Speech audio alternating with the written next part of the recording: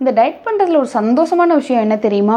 ஏதாவது க்ரியேட்டிவாக நம்ம வாட்டுக்கு பண்ணிக்கிட்டே தெரியும். இன்றைக்கி பார்த்திங்கன்னா வெள்ளை கொண்ட கடலையை தான் அப்படியே சும்மா மிளகு சீரகம் போட்டு அரைச்சி தோசையாக சுட்டேன். ரொம்ப நல்லாவே வந்துருந்துச்சு. 2 தோசையும் 2 கொய்யாப்பழமும் எடுத்துக்கிட்டேன் பிரேக்ஃபாஸ்ட்டுக்கு.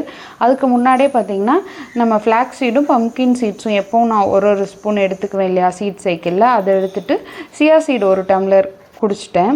அதுக்கப்புறம் இன்றைக்கி என்ன பண்ணேன்னா ஓட்ஸு, நான் வந்து ஸ்டீல் கட் ஓட்ஸ் வச்சுருக்கேன். ஸ்டீல் கட் ஓட்ஸில் தான் உங்களுக்கு ஃபுல்லாக அந்த நன்மைகள், ஓட்ஸோட நன்மைகள் நீங்கள் படிக்கிற எல்லாமே அதில் இருக்கும், ஃபைபர் எல்லாமே.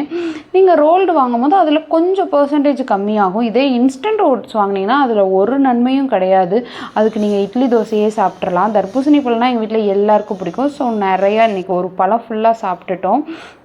மத்தியானத்துக்கு மீன் குழம்பு, மீன் பொரிச்சது, அதுக்கப்புறம் அவரைக்காய் கூட்டு, பொடலங்காய் கூட்டு, ஒரு பருப்பு உருண்டை எல்லாம் வச்சு சாப்பிட்டேன். நைட்டுக்கு பார்த்திங்கன்னா எல்லா காய்கறிகளும் போட்டு குக்கரில் 3 விசில் வச்சு இந்த ஓட்ஸ் பண்ணினேன்.